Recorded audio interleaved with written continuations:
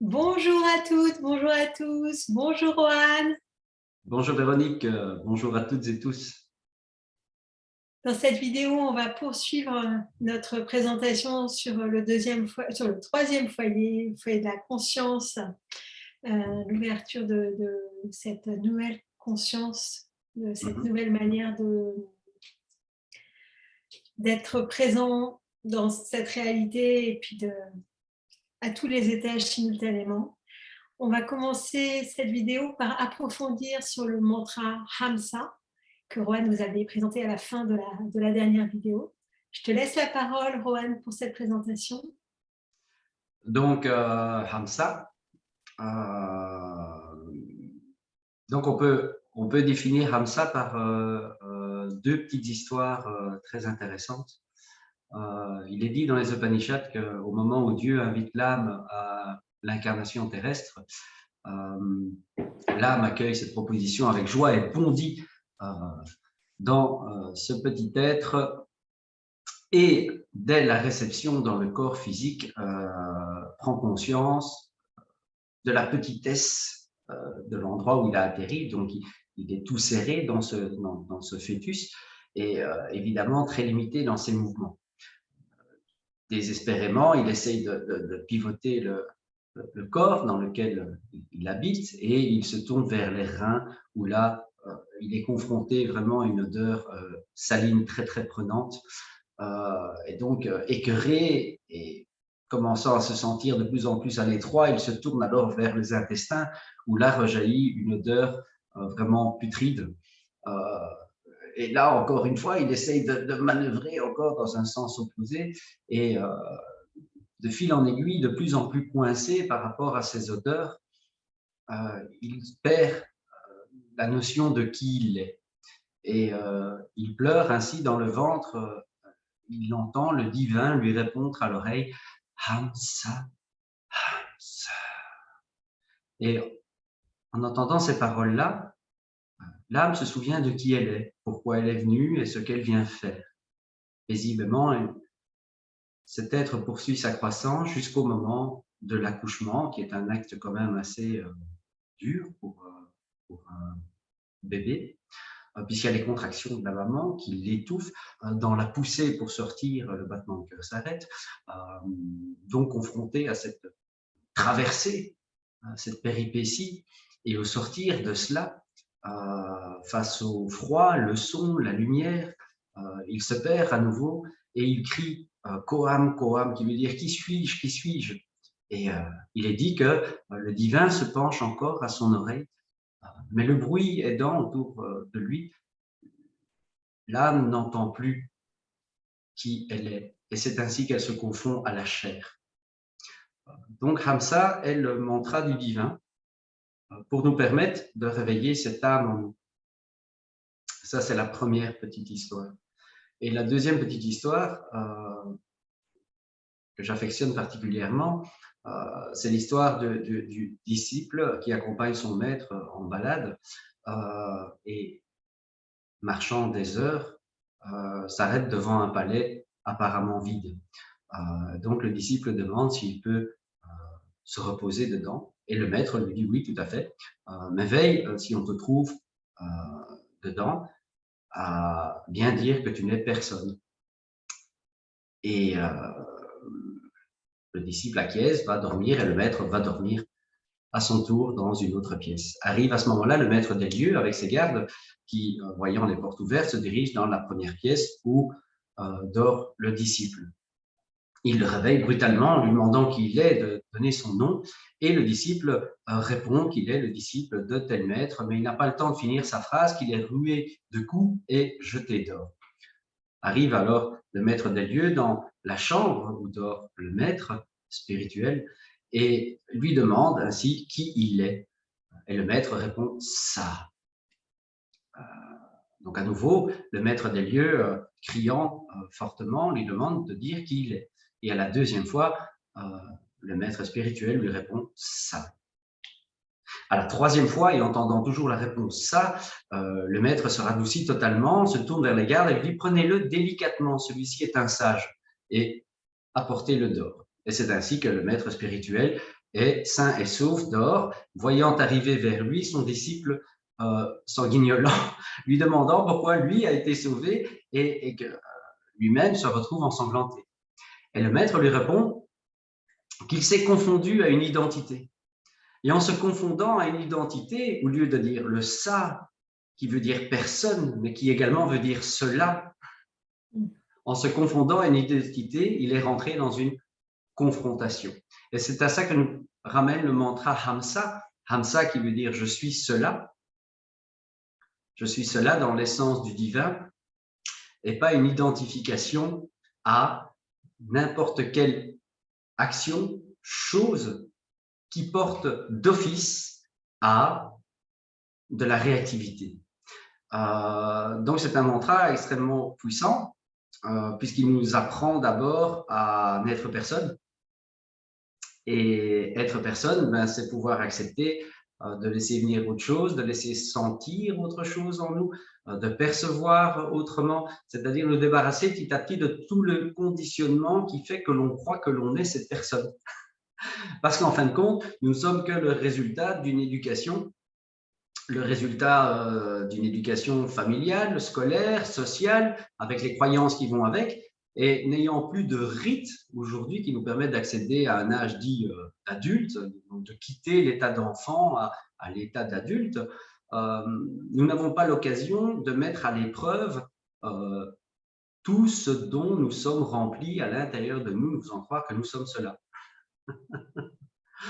Donc, très important, le Hamsa, il va nous permettre non seulement d'éduquer le mental, puisque en énonçant à l'intérieur de nous-mêmes, le mental est obligé pour rappel, vous entendre l'énoncer à haute voix, et c'est la seule fonction qu'il a. Et dans cette fonction-là, comme vous visualisez le chemin des vertèbres, de haut en bas et de bas en haut, vous communiquez ainsi avec le corps animal. Et le mental n'a qu'un rôle, si on peut dire ça comme ça, avec toute la bienveillance que j'ai pour lui, parce qu'il est utile, à diriger l'oxygénation dans le bas du corps, le haut du corps. Et en même temps, nous rappeler que nous sommes autre chose que la somme des croyances qui fait ce que nous sommes là pour l'instant. Voilà. Et oui, merci beaucoup de faire ce lien entre la pratique corporelle et aussi toute l'implication qu'il y a derrière. C'est-à-dire de voir que là, le mantra, il va servir de passerelle aussi entre nous aider donc dans le mouvement à intégrer en fait la posture, le mouvement, le souffle par la navette du mantra, et en même temps que c'est un mantra qui a une signification bien plus profonde pour aussi nous émanciper quelque part des rôles, des manteaux qu'on a mis sur soi, des fonctions qu'on croit qu'on occupe, de toute cette surcharge sur l'identité qui restreint en fait notre champ de possibles. Dans l'idée du Hamsa, il y a aussi l'idée de je suis tous les possibles, c'est-à-dire s'il n'y a pas de restriction à vouloir se définir comme juste une chose parce que quand on se définit comme juste une chose, souvent c'est issu d'une peur. Une petite incursion. C'est issu d'une... Quand on se définit comme une chose, c'est un moyen de se fermer en fait, c'est-à-dire de vouloir prétendre être une chose précise qui va faire en sorte que toute la réalité vient se focaliser sur juste un tout petit faisceau. Alors que quand on va savoir les moments où on est dans des rôles où on joue, ok, on est dans un jeu de société, donc il y a des moments où on va endosser des manteaux, mais ça n'est que des manteaux, ça n'est pas moi. Et quand j'ai fini avec un manteau, je le pose et je rouvre le champ. Alors que tant qu'on reste attaché à notre personnalité, c'est marrant en français le double sens du mot personne, hein, parce que c'est à la fois la personne, la personnalité, et c'est je ne suis personne, comme tu disais dans ton exemple, je suis personne, ce qui sauve aussi Ulysse par rapport au… Exactement. Tout à je ne sais fait. plus comment il s'appelle. C'est le double sens du mot personne. C'est intéressant de voir cette ambivalence-là.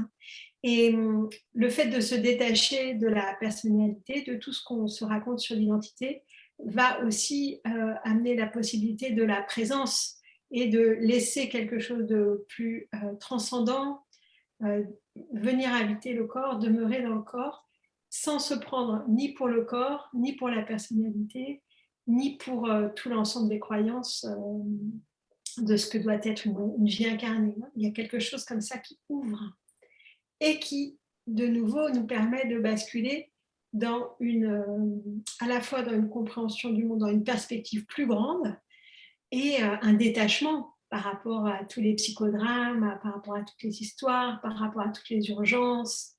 Il y a quelque chose qui se met depuis un observateur assez impartial, en fait, qui est tranquille et qui se donne l'autorisation de changer de rôle, de jouer, de multiplier les expériences. Ça va aussi avec le fait d'oser vivre, c'est-à-dire de ne pas se cantonner dans un chemin tout tracé, mais d'oser aller explorer hors des sentiers battus.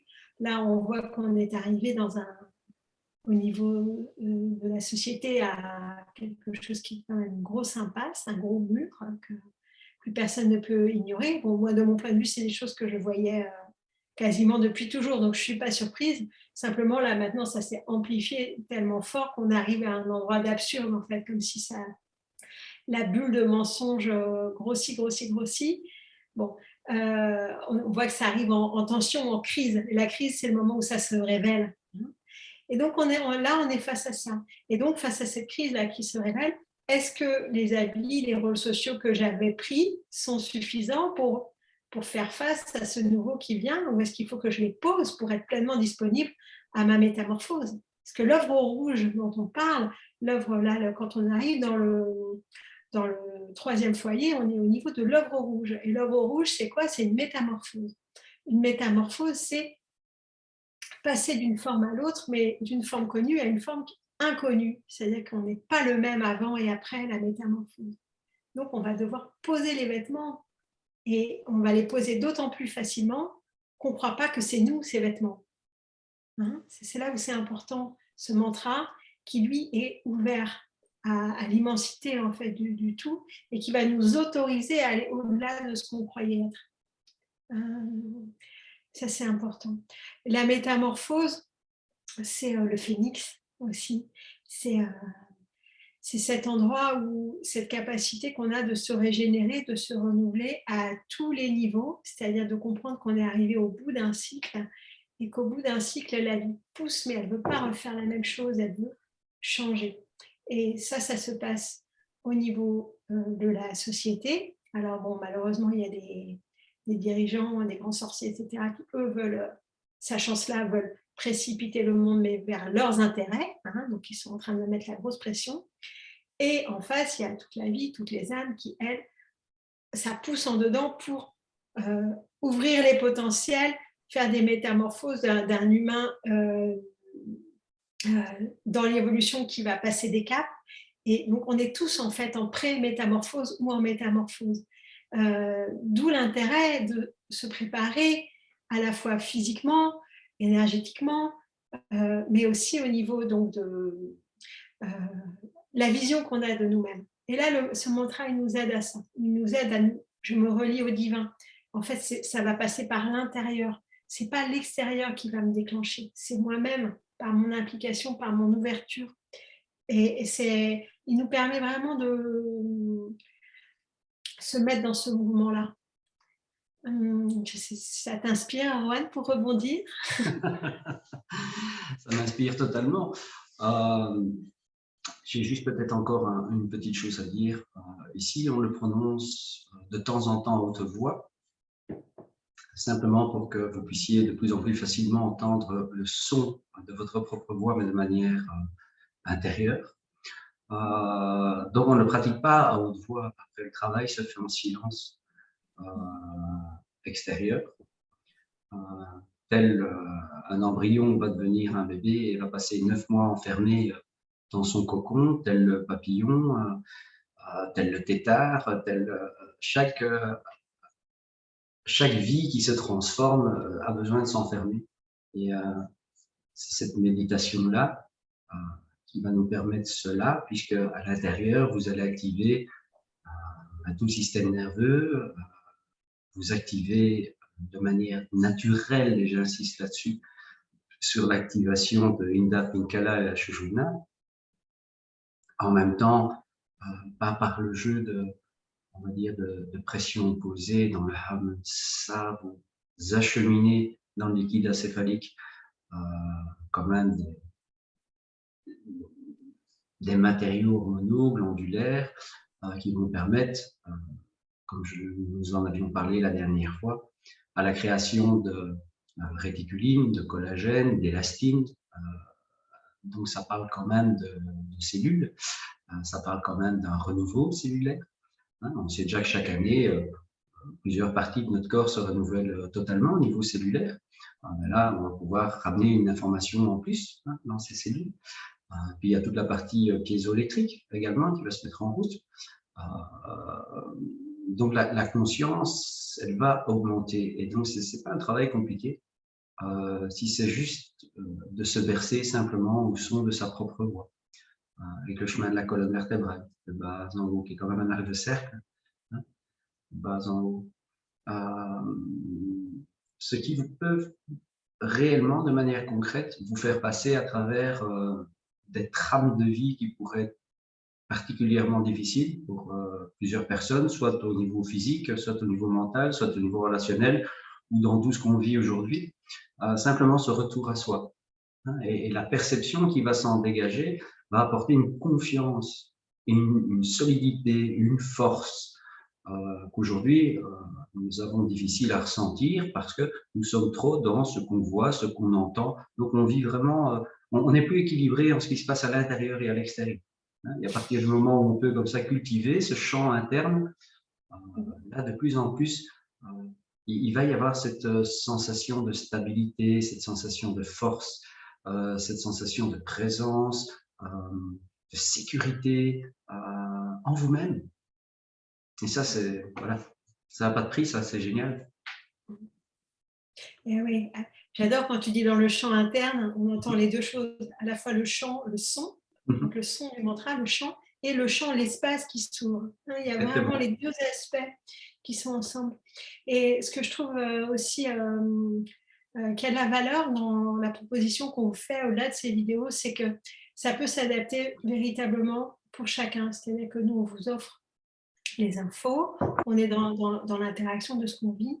Et en fait, c'est pour que chacun d'entre vous se l'approprie avec son propre appel interne, avec ses propres besoins, avec son propre mouvement de vie. Pour certains, ça va être juste restaurer la santé, le fait d'avoir moins mal, de remettre le corps, enlever les douleurs. Pour d'autres, ça va être d'aller jusqu'au cerveau. Enfin, ça va pour d'autres, ça va être un déclenchement de Kundalini. Pour d'autres, ça va être d'autres révélations. Enfin, et chacun d'entre nous a la clé de son chemin, de son mouvement, de son rythme et de jusqu'où ce qu'on vous propose vous correspond ou pas. C'est-à-dire que vous avez les clés de comment vous vous impliquez vis-à-vis de vous-même. Et ce que je trouve qui a de la valeur là, c'est que ça peut être à la fois très simple et basique et en même temps aller jusqu'à cette métamorphose. Il y a tout ce panel qui est possible et qui appartient à chacun d'entre nous de décider pour soi. C'est je reviens encore là-dessus parce que c'est extrêmement important pour moi de l'exprimer, c'est qu'on est arrivé à un moment donné où ce n'est pas l'extérieur qui va nous déclencher, qui va faire à notre place, qui va savoir mieux que nous. La métamorphose dont il s'agit, pour passer au stade d'après de l'humain, c'est de reprendre complètement son pouvoir, les clés de son palais, pour le coup, et d'habiter, de demeurer en soi et de choisir pour nous-mêmes ce chemin de souveraineté. Et tout en y étant bien, que je te coupe, pardon, tout en y étant bien et serein dedans. Ça, c'est important à dire aussi. Dans mon expérience, je suis un épicurien de base.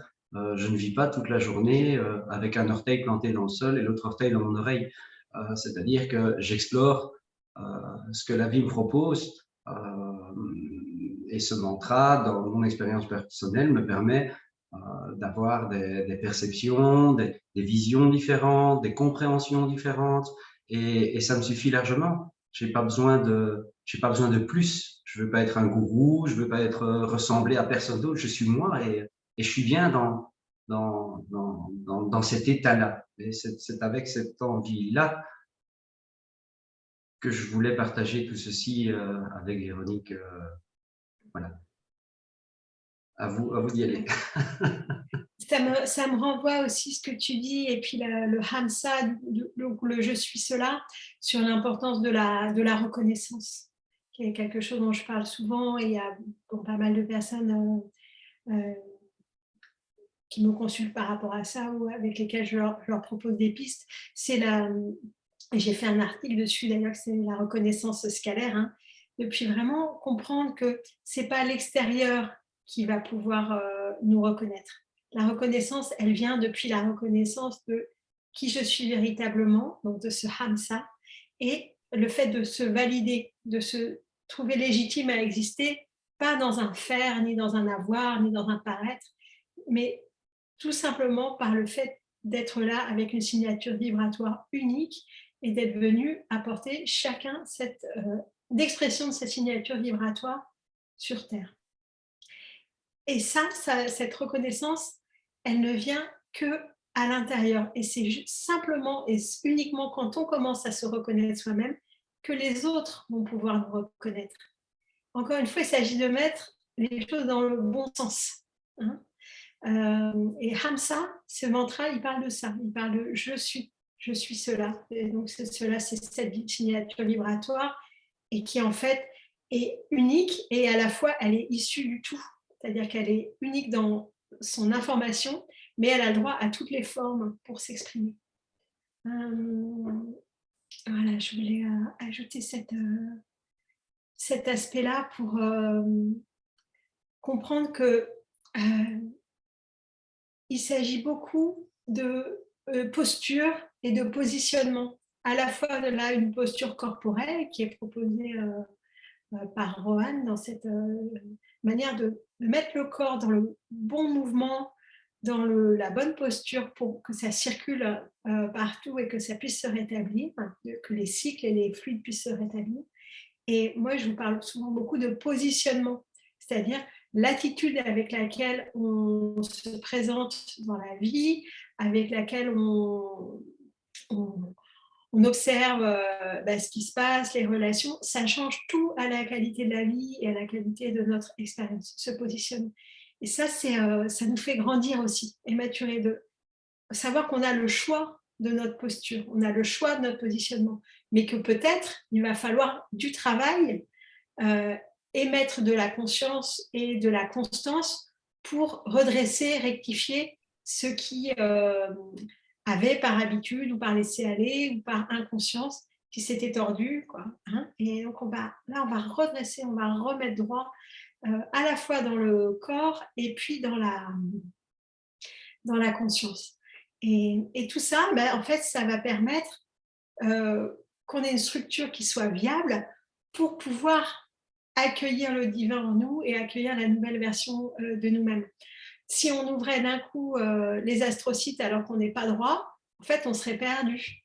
Donc, ça demande d'être sur des bases correctes, ancrées, centrées, alignées. Parce que c'est depuis cette base correcte qu'en fait, on ne va pas perdre pied. Les astrocytes, c'est tellement une manière de percevoir et recevoir l'information différente que pour pouvoir la gérer, c'est pas un joli mot, mais pour pouvoir être bien positionné dedans, il faut être bien dans ses baskets, donc bien dans son corps, bien dans sa peau, bien dans sa tête, accepter d'être incarné, Et comme tu le dis, Rohan, on est incarné à cette époque-là, dans ce monde, dans cette famille, dans cet environnement. Et donc, c'est ici qu'on a honoré notre incarnation. Mais ici, on a le droit à toutes les formes qui nous correspondent. Voilà. Je voudrais, si je peux aussi revenir sur cette notion de choix. Le fait de pouvoir pratiquer Hamsa, dont je vais parler de mon expérience, il m'arrive souvent d'être en relation, que ce soit au niveau du travail ou dans d'autres domaines, et de ne pas toujours comprendre ce qui se dit ou de ne pas avoir forcément un intérêt sur la phrase ou sur le dialogue qui se dit à ce moment-là. Mais avec Hamsa, je plonge à l'intérieur de moi, je suis dans mon oxygénation et apparemment, ce que dégage mon corps physique est une présence.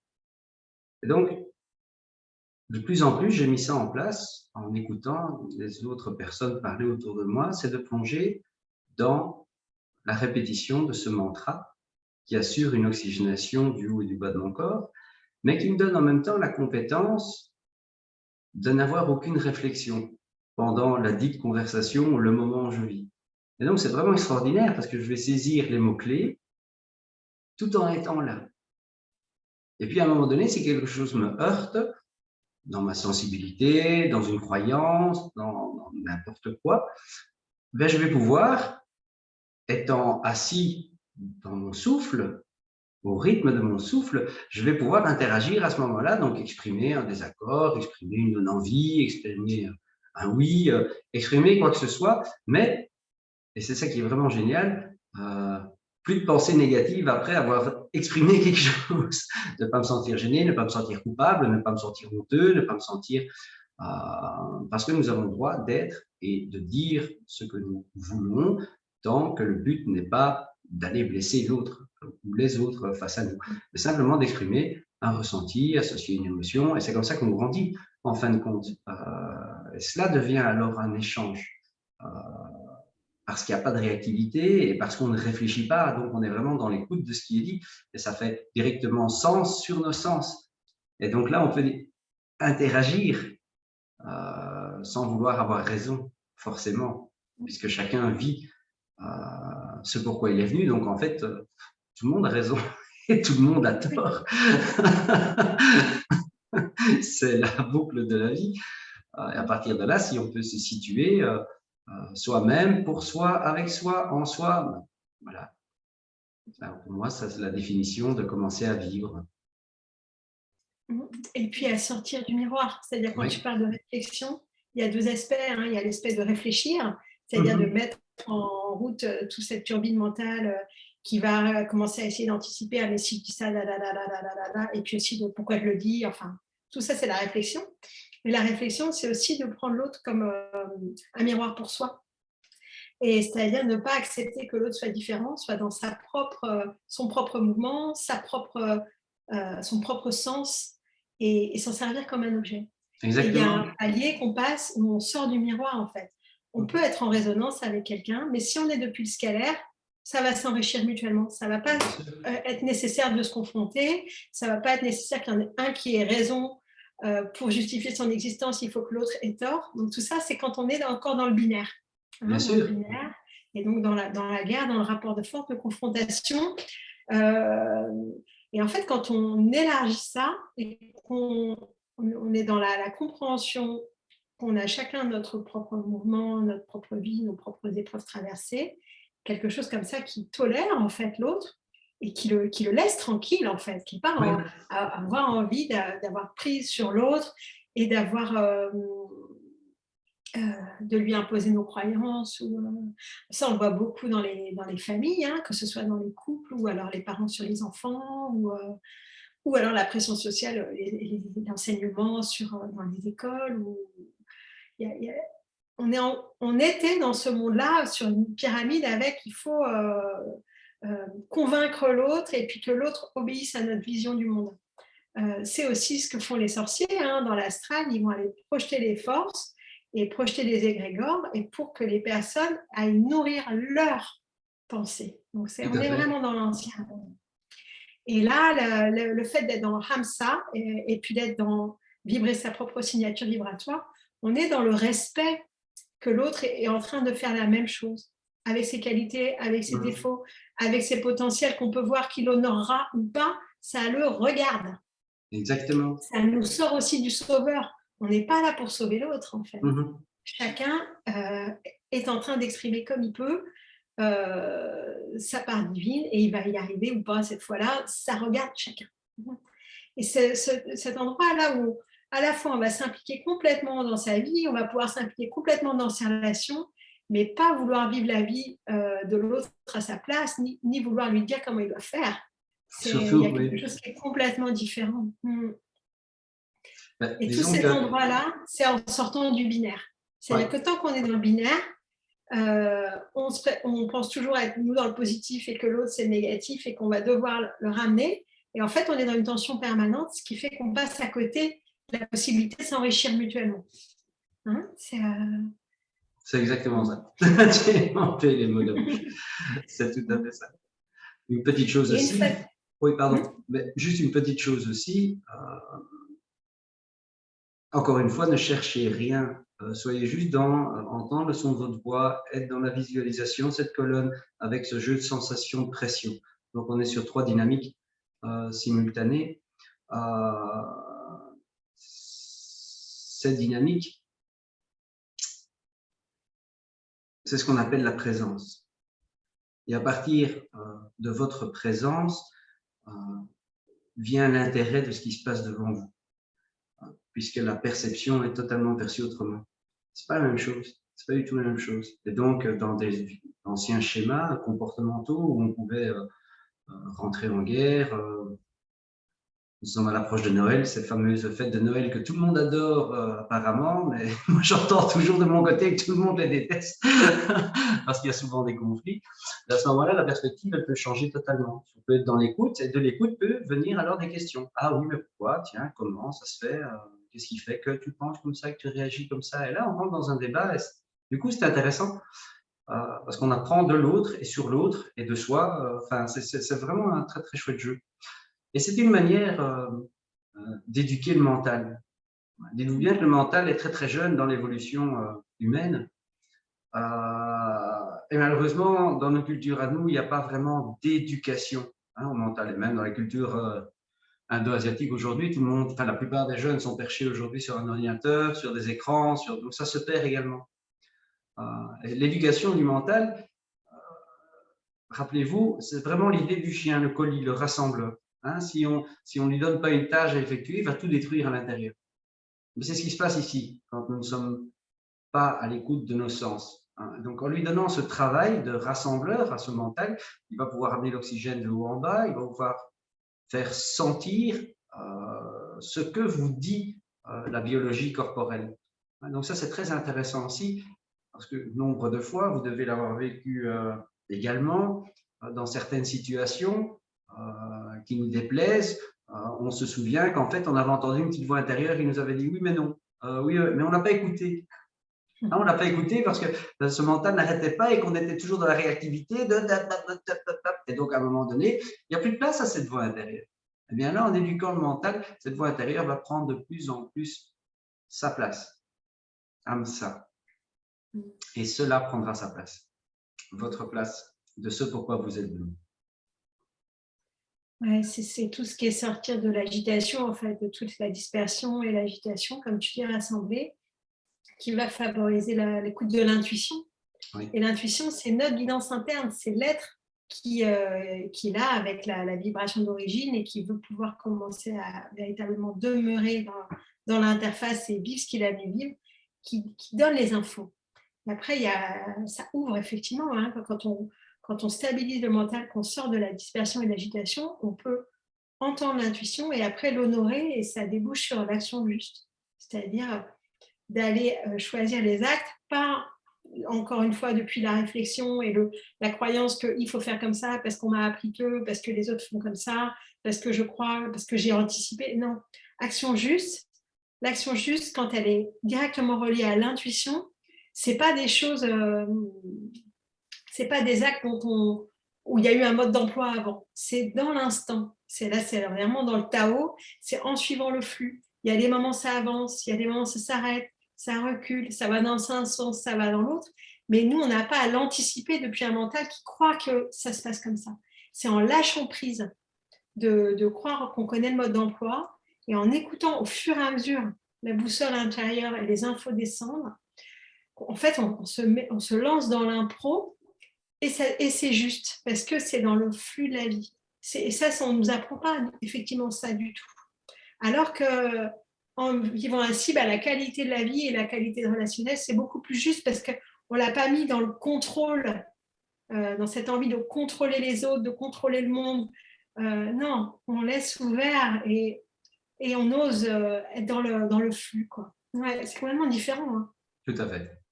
Tout à fait. Ça n'a rien à voir. Et ça ramène la joie.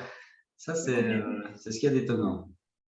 La vie, en fait. Oui, tout à fait. On se retrouve comme des chiens à vouloir bouger, rigoler, s'amuser. C'est la vie, tout à fait.